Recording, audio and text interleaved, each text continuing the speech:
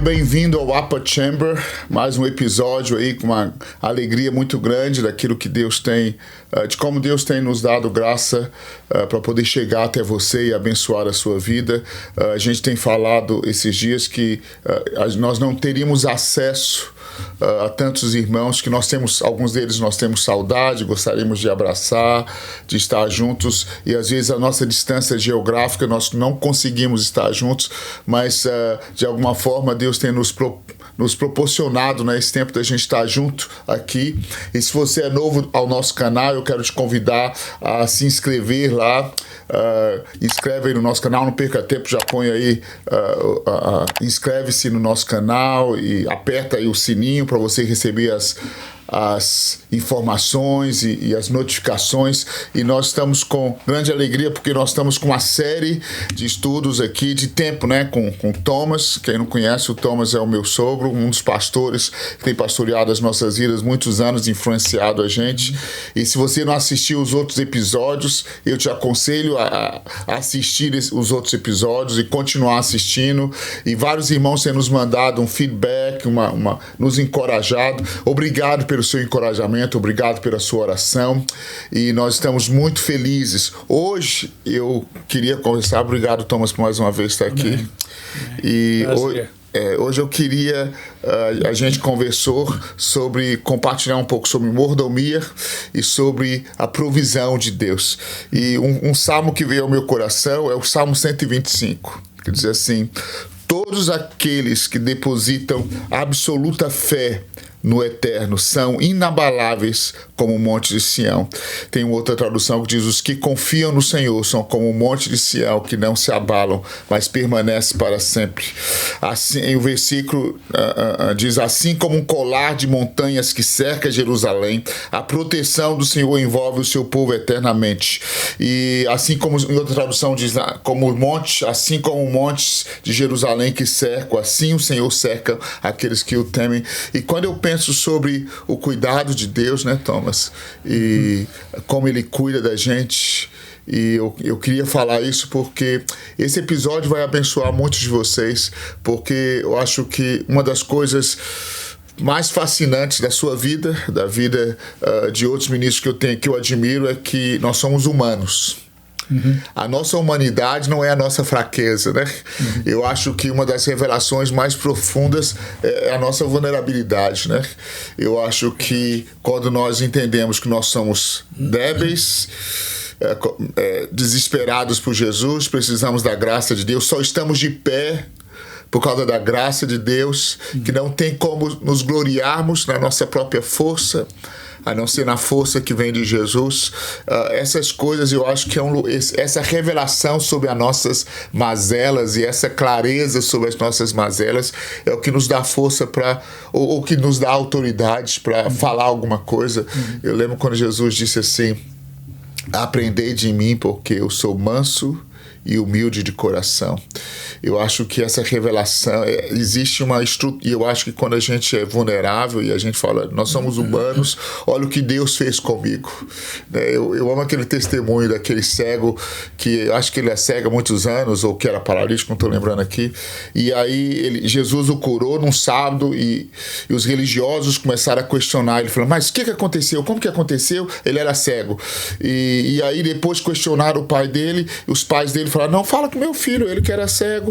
E aí perguntaram o rapaz falou: não sei, eu era cego e agora vejo. O homem que me curou falou comigo: seja curado, eu fui curado. Ou seja, a transparência da obra de Deus. Muitas vezes a gente tenta maquiar tanto, mas eu acho que então a nossa intenção, você que está nos assistindo, é ser o mais transparente possível e falar com você até das nossas próprias mazelas e lutas, principalmente na área financeira, né, que a gente vai falar aqui hoje, né, dos desafios financeiros, dos desafios das nossas vidas, mas sobretudo do favor de Deus, da fidelidade de Deus. E você tem 40 anos servindo ao Senhor no ministério. Acho que tem muita coisa para falar sobre isso, né, Thomas?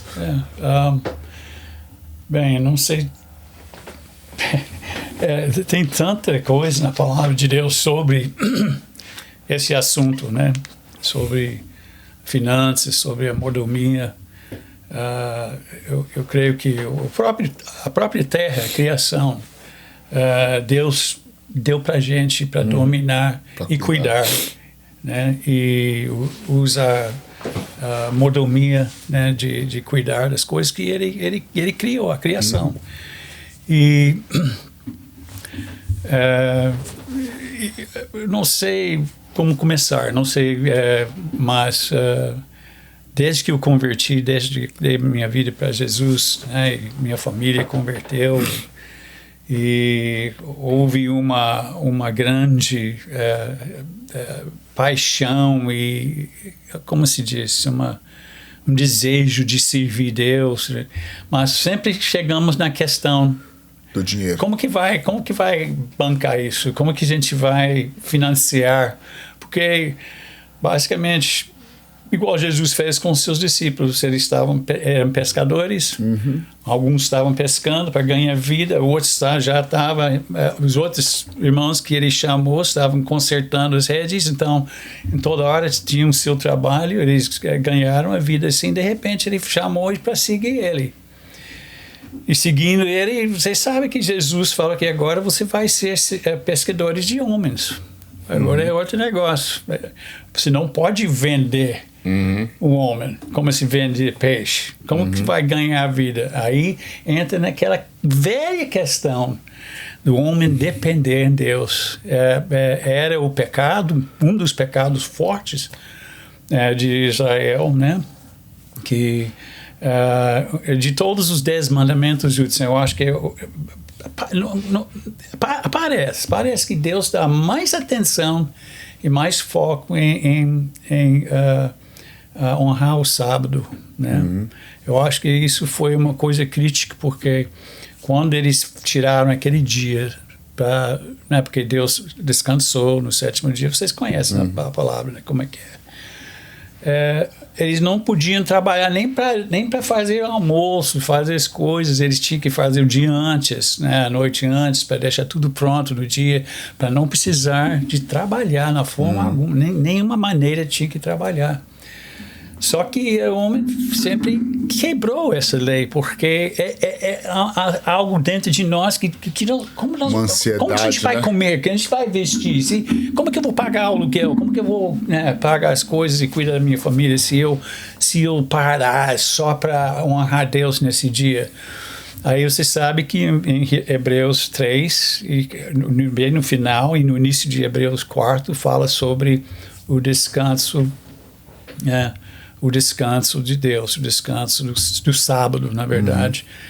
E que para a gente, neotestamentário, é de confiar em Deus sempre, para tudo, né? Agora não é só um dia, é direto. Nós precisamos, o sentido da palavra de Hebreus, é de confiar em Deus, né? Era pecado no deserto. Eles não conseguiram entrar no descanso. Estavam sempre preocupados que como nós vamos comer, que nós vamos comer, que nós vamos beber, né? E então, Judson, para mim é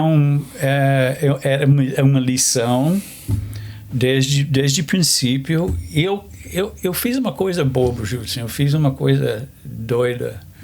Eu criei que quando a palavra de Deus disse uma coisa, eu acreditava que isso é a verdade.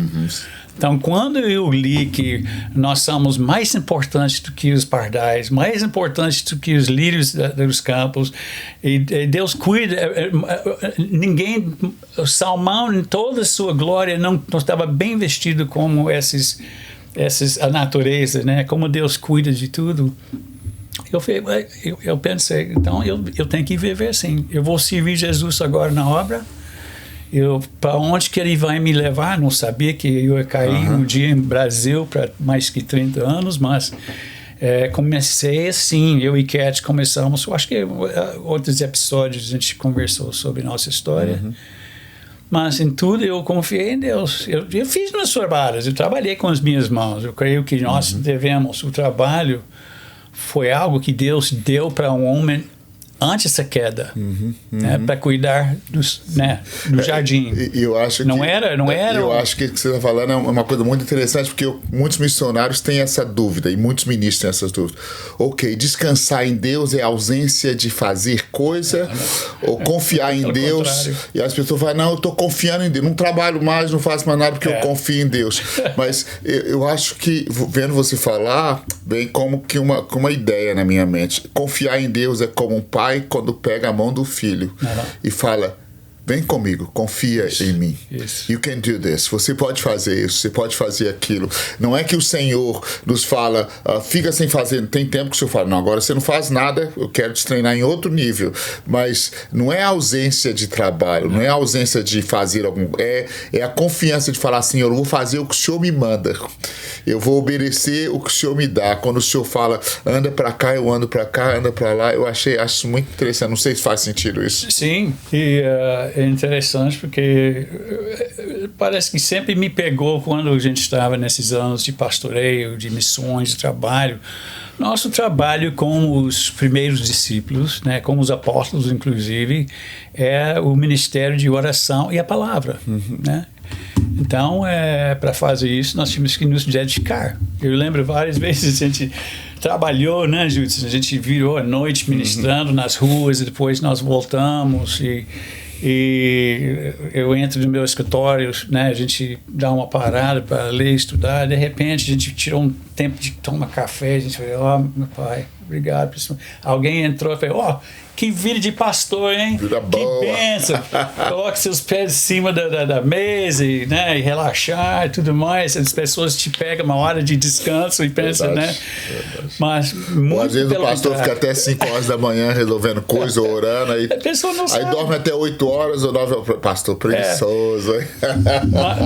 Mas para trabalhar também com as mãos é bom. Eu gosto muito do modelo do Paulo, o apóstolo, porque ele não tinha problema de trabalhar.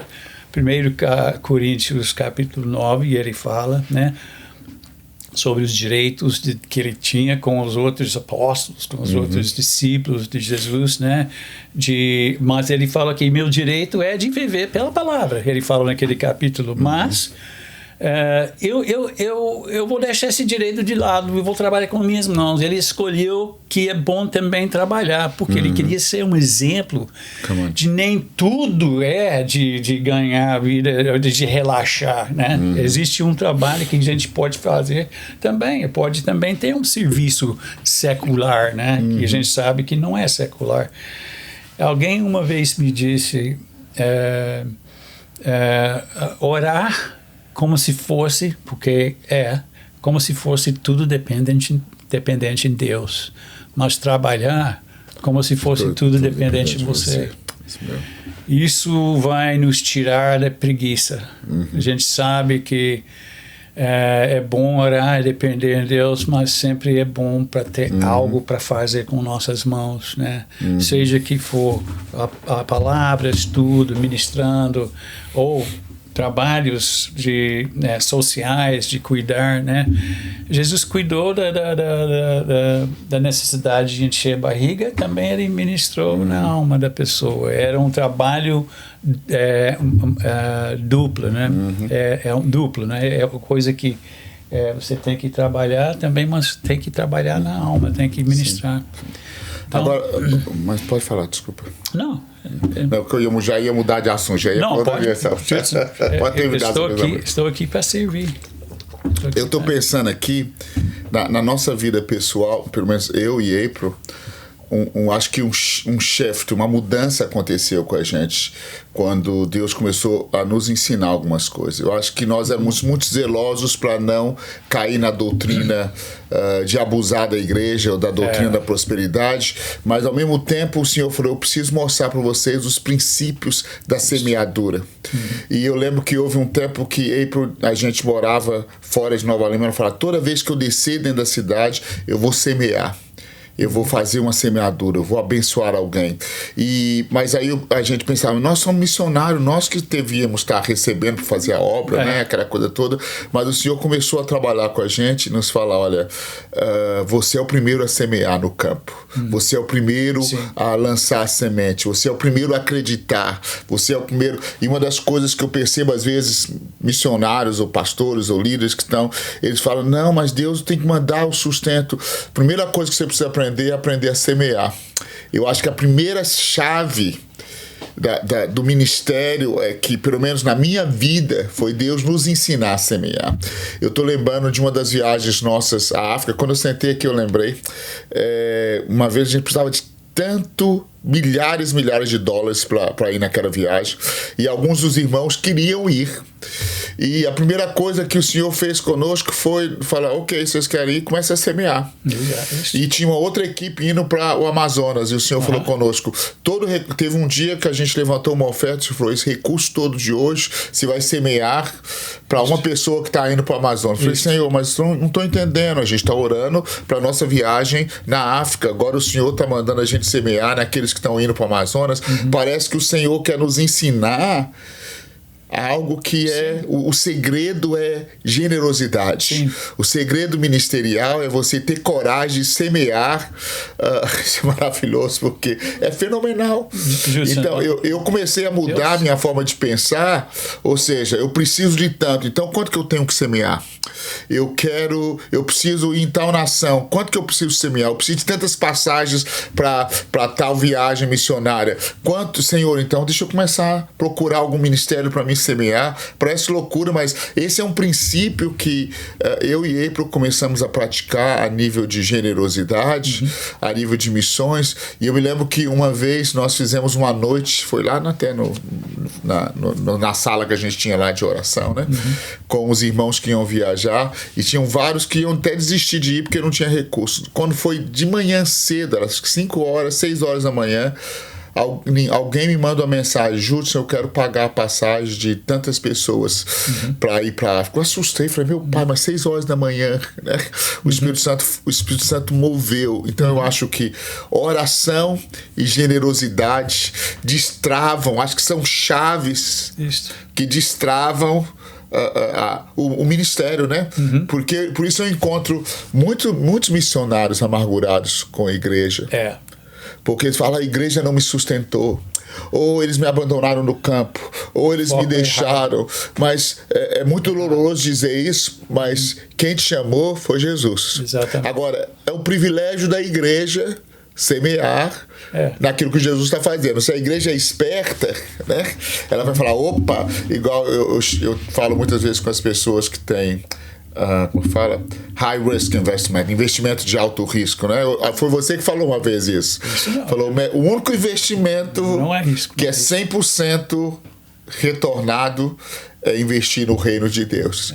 Então, os irmãos, os ministérios, as igrejas que são espertas, eles vão procurar alguma missão, algum trabalho, alguma coisa, falar, por favor, deixa eu semear em você, por favor, deixa eu colocar recurso aí nisso que você está fazendo, mas ao mesmo tempo, nós que somos missionários ou dependemos do Senhor, pastores, nós falamos, a nossa dependência vem do Senhor. Exatamente. Nós não vamos, quem nos chamou.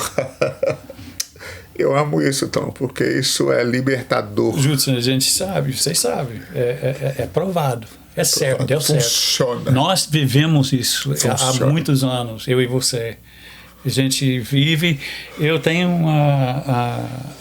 como se diz, uma meta, né, no meu coração, de nunca deixa um dia passar sem semear na vida de alguém. Isso.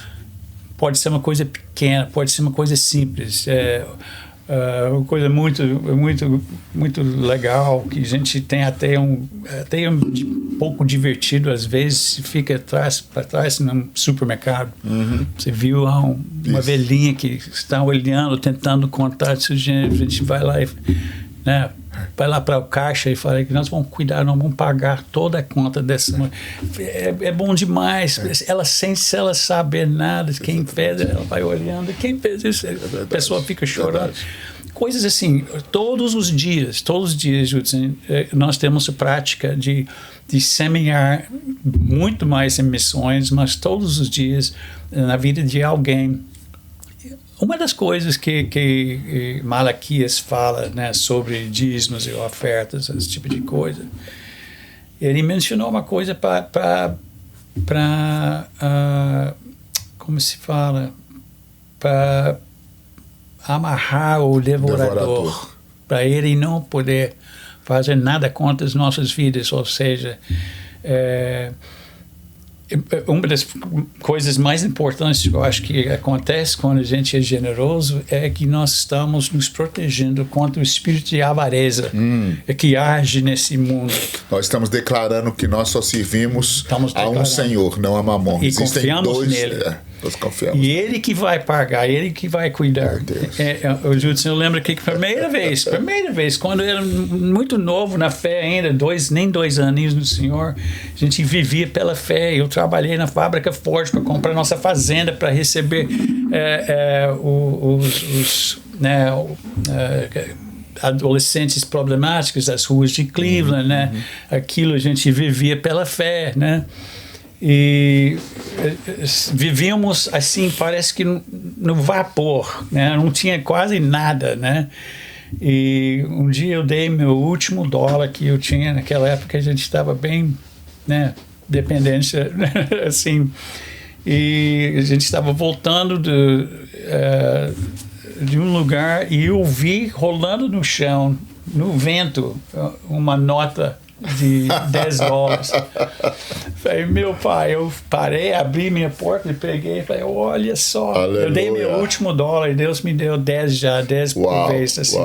E coisas assim começaram. Falei, esse negócio de confiar no Pai, mais para a obra dele, ele vai cuidar. Eu acho que Hudson Taylor falou, a obra de Deus, feita na maneira de Deus, nunca falta recursos de Deus. É verdade. Então, confia nele, nele, ele vai cuidar. Se ele te chamou, ele vai pagar. Agora, o interessante, que eu acho que, olhando hoje é engraçado, mas eu continuo. A verdade, queridos, é que confiar em Deus, né, Tom? Valtinho tá aqui também, Valtinho, vou ter sincero. A verdade é que não é uma coisa. Parece que a gente é super-homem, mas tem dia que você fica desesperado. Você fala, meu pai, mas como? Daí a pouco ele faz aquilo. E às vezes, eu lembro, às vezes a gente estava precisando de $5 mil, R$5 mil, não sei quanto valor para construir. E aí, de repente, falando, Deus, a gente tem que cumprir esse compromisso de tal dia. Daí a pouco alguém manda uma oferta. Isso aconteceu muitas vezes comigo. Às vezes a gente recebe uma oferta de $20. Às vezes a gente recebe uma oferta de $20, falando, leva seus filhos para tomar sorvete. Isso. Dá vontade de rir. Fala, eu estou precisando de $5 mil. Alguém falou, Deus me falou para te dar $20 para tomar sorvete. E aí, o que eu e eu fazíamos? Pegava os meninos e vamos tomar sorvete. E o que acontecia no dia de pagar a conta? Sempre pagava. Então, parece que Deus tem até um senso de humor para nos... Porque para ele, $1, $10, $1 milhão... Nada de engraçado, né? Para Deus, $1, $10, $1 milhão absoluta não faz diferença. A matemática de Deus não bate. Do Senhor é os céus e a sua plenitude. Ele cuida de absolutamente tudo. Mas a verdade é que um dia eu tô cheio de fé, no outro dia eu acordo, verdade, aqui no outro dia eu falo, meu pai, o Senhor ontem supriu, mas e hoje? Será que o Senhor vai suprir? Ele vai sempre ser fiel. Eu aprendi, e vai cuidar. Nesses anos todos, que nosso Deus, Pai, Ele é um Deus da última hora. Igual que Abraão fez com seu filho, a oferta não estava, ele pegou seu filho, estava pronto para sacrificar seu filho e já logo veio, né? O Senhor falou, não faz uma ovelhinha que estava agarrado aí ele pegou na última hora, no último segundo, Deus aparece com a resposta, com a provisão. Agora, interessante, foi a primeira vez que apareceu a palavra Jiré na Bíblia, né? Que Abraão falou, Jeová Jiré, ele vai prover. Isaac, fica tranquilo, ele vai prover, Deus vai prover. Ele tinha palavra, ele confiou, Deus vai prover. E eu acho que uma das chaves, uma das primeiras lições da nossa vida cristã é a gente não tem a resposta, mas a gente sabe que Ele vai prover. A gente não tem tudo, mas a gente diz: Deus, eu sei que foi o Senhor que me chamou, eu sei que foi o Senhor que me separou, eu sei que o Senhor está nisso. Eu acho que vez após vez eu e April tínhamos que entrar no quarto, e ainda fazemos isso, né? Deus é o Senhor, nós estamos obedecendo ao Senhor, e eu sei, ou seja, Abraão falou: eu estou fazendo o que Deus me mandou, eu sei que Ele vai prover. Ou seja, faz aquilo que a palavra diz, confia no Senhor, seja generoso e espera a provisão dele. E agora outra coisa interessante, que isso aqui pode ser uma teologia nova, mas é que você falou aí, olha só que loucura. Ele olha e o animal que veio para, acho que não era um cabrito. É uma coisa assim, cabrito, ovelha, não sei o que. O que estava ali. Depende da versão que está ali. E Abraão falou para Isaac: Deus proverá para si o cordeiro, né? E aí, de repente, na hora que ele ia matar, o animal estava ali, só que ele estava embaraçado. Ficou agarrado em alguma coisa. Ou seja, existe algo que Deus deixa para você fazer. Existem algumas coisas que Deus fala: tá ali, mas vai lá e usa a criatividade que eu te dei, usa as chaves que eu te dei, vai na empresa que eu te dei, implanta o trabalho que eu te dei, ou seja, existem coisas que o Senhor de repente fala: filho, a provisão está aqui, agora desembaraça. Já está aí. Eu acho isso muito interessante, né? Porque você fala: Deus vai prover, eu não preciso trabalhar. Mas tem algumas coisas que Deus fala: não, filho, eu já provi, tá aqui. Você só tem que tirar os galhozinhos, que é o mais simples, o mais leve. Eu vou cuidar de você. Eu vou cuidar de você. Eu acho que eu não posso me cansar o suficiente, Thomas. Por isso que eu queria gravar com você isso, porque você conhece minha vida, eu conheço a sua.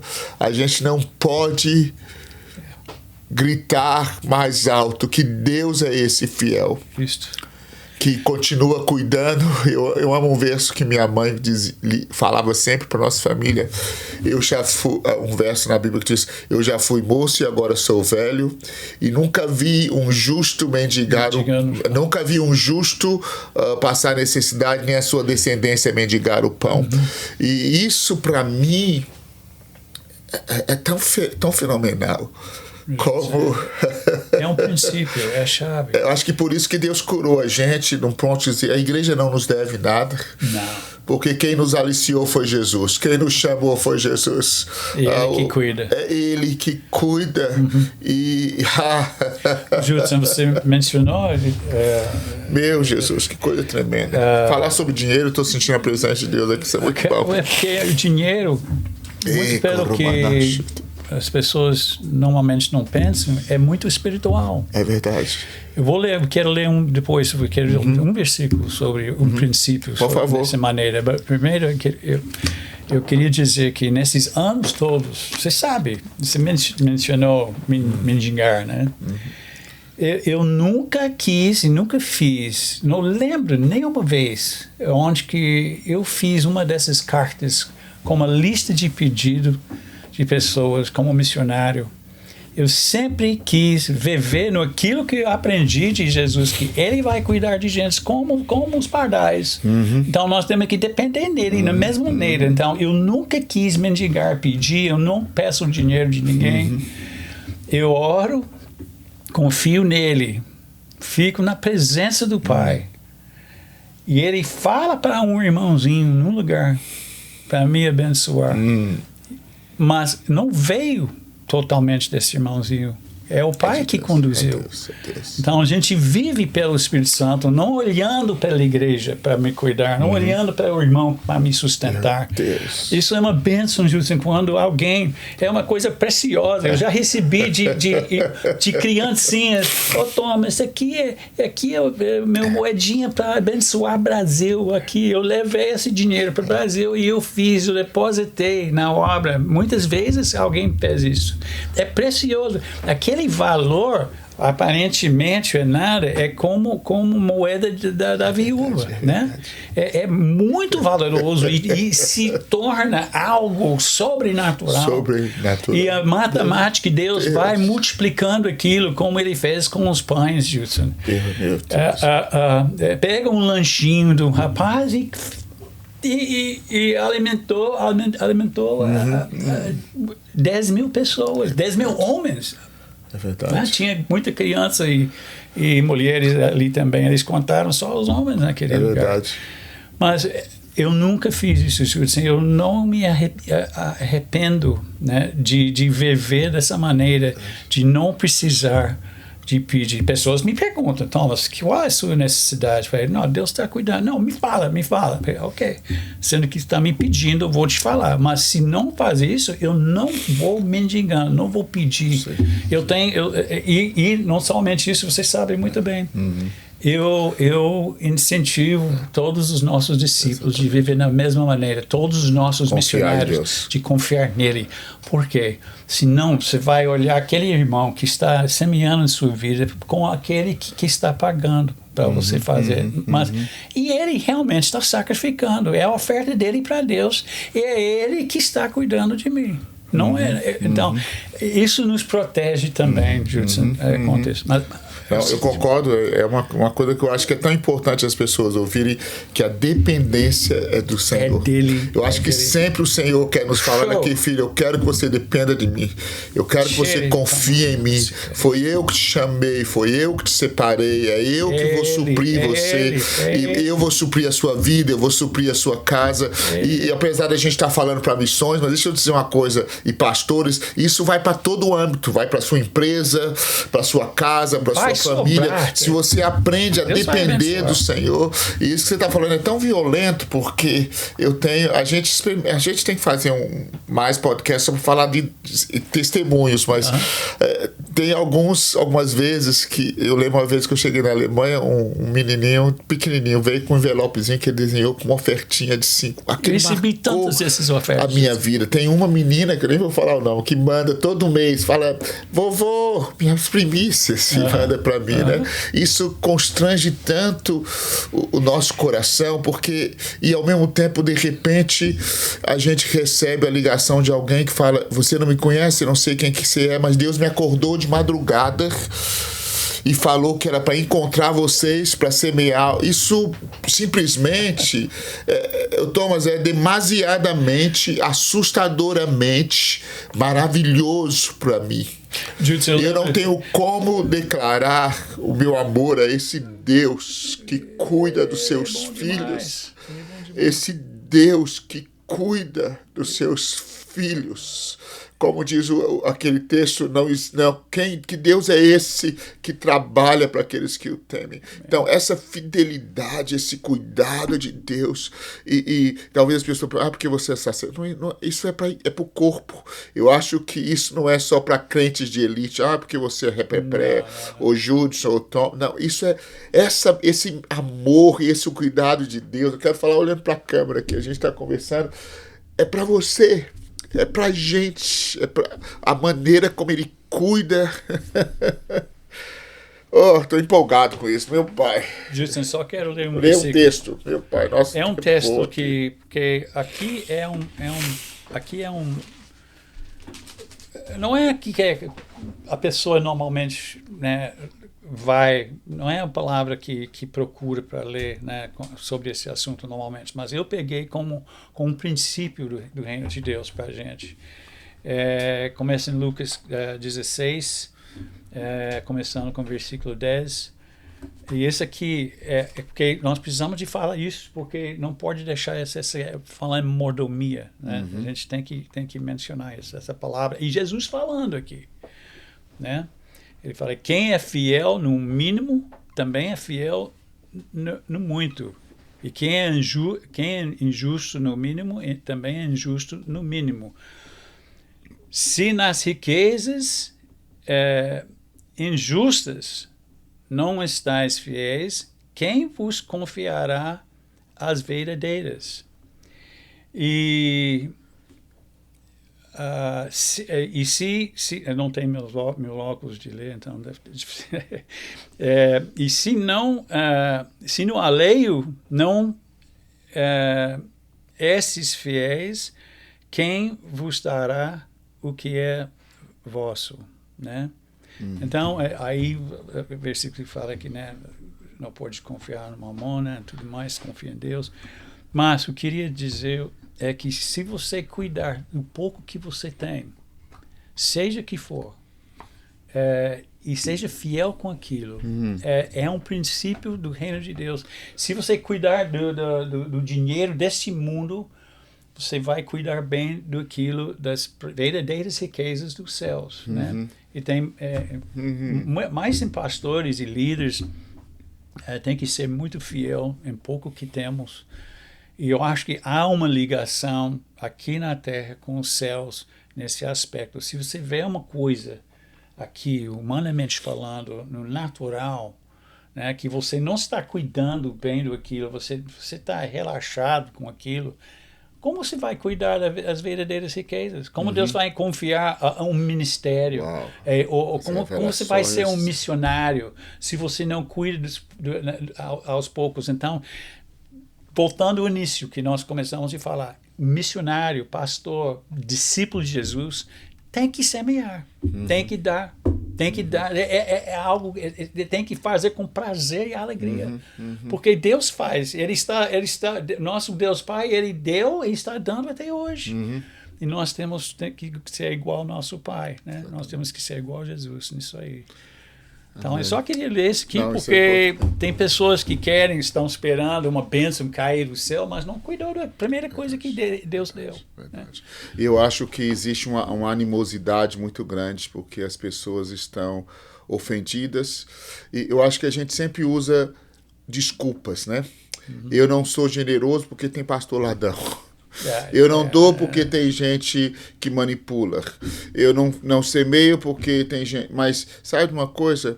Eu obedeço a Jesus e faço o que Ele me mandou fazer. E o resto... E cada dia um nós vai contar. Vamos responder pelo que Jesus, fez. pelo que a gente fez, não pelo que o que ele fez outros? de errado, o que o pastor roubou, o que o Servo outro do alheio. manipulou, ou se você deu uma oferta, o cara usou para outra coisa, ele vai responder diante de Deus, mas eu vou responder se eu fui fiel com aquilo que Deus colocou na minha mão. Amém. E eu queria dizer para você que eu queria orar, eu acho que a gente queria abençoar as suas finanças. E a gente quer abençoar a sua vida. Destravar, é simples, o evangelho é simples, não é complexo, é simples, é você obedecer a Jesus, é você ter coragem de falar, Senhor, eu acredito, igual você falou, eu fiz uma coisa boba, não foi boa, foi a coisa mais esperta da sua vida, acreditar que quando Jesus falou, eu vou cuidar de você. Ele sempre cuida, gente. Jesus, sempre cuida. Como é maravilhoso, como é maravilhoso.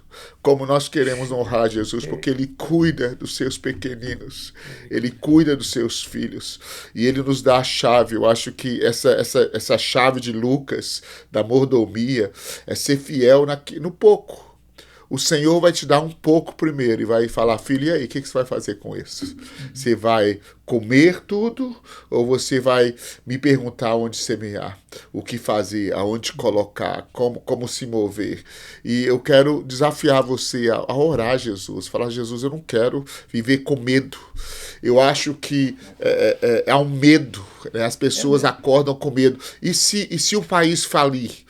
E se, às vezes eu acordo, às vezes Deus me mostra o que vai acontecer no mundo, aí eu já fico apavorado. E aí eu falo, espera aí, mas para aqueles que amam o Senhor sempre vai cuidar. O Senhor sempre vai estar. Então, a verdade é que não importa como o mundo se torne. Eu creio que Deus está alinhando os Josés do mundo. Exatamente. Para preparar. O Espírito Santo está falando o que tem que fazer. Exatamente. Porque o dia realmente vai vir. Verdade. Um dia. Verdade. Mas Deus já está falando para os cristãos, os que têm o Espírito Santo, Ele já está falando como que fazer. Tem certas coisas práticas que temos que fazer, mas esperar no Senhor é essencial. Verdade, interessante que umas madrugadas dessas o Senhor me acordou com essa palavra e me falou sobre algo que vem no mundo, e eu me lembro que o versículo é sobre José. Na hora que veio o caos, José já estava estabelecido com a provisão para aquele momento. Então, mais que uma vez. Na hora que vier o momento que vai vir no mundo, você que está em Jesus, que está obedecendo ao Senhor, que às vezes até está dentro de uma situação complexa de prisão, né? Emocional, adversidade, impossibilidades, e você sente que, meu Pai, o que está acontecendo? Na verdade, o Senhor está te posicionando para a hora que vai vir, e quando você assustar, você vai ter toda a provisão necessária, seja ela espiritual, emocional, financeira, para suprir você e suprir outros. Eu gosto muito de uma coisa que Denduque falava sobre Eliseu, né?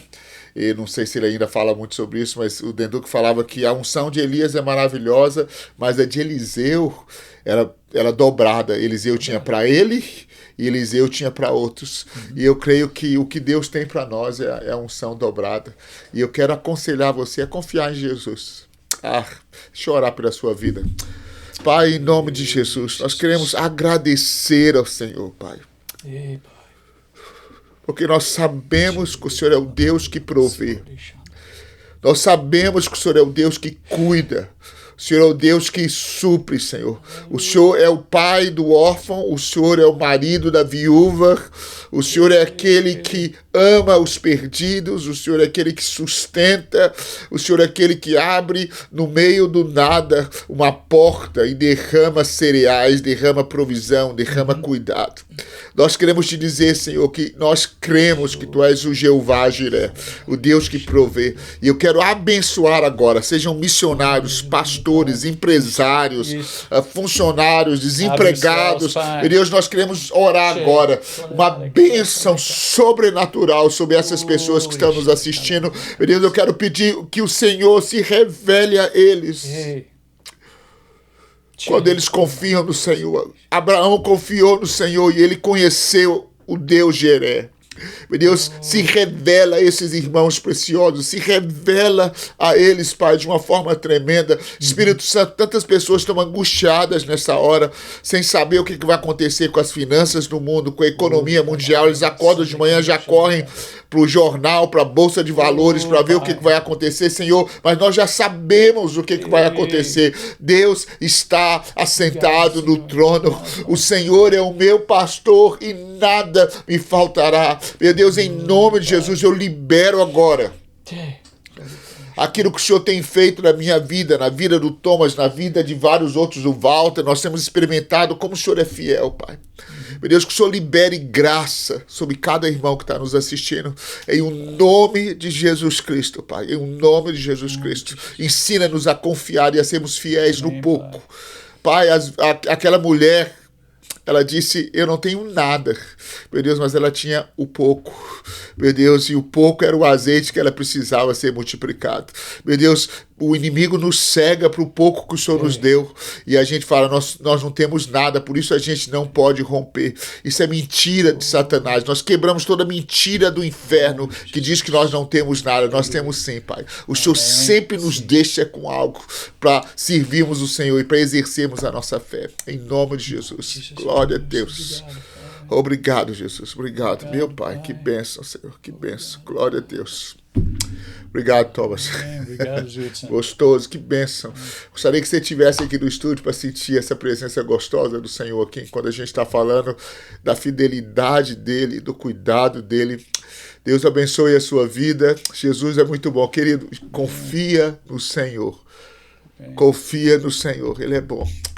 Não esquece de dar um like aí, de mandar para algum amigo esse nosso podcast. E muito obrigado. Um beijão. Deus te abençoe.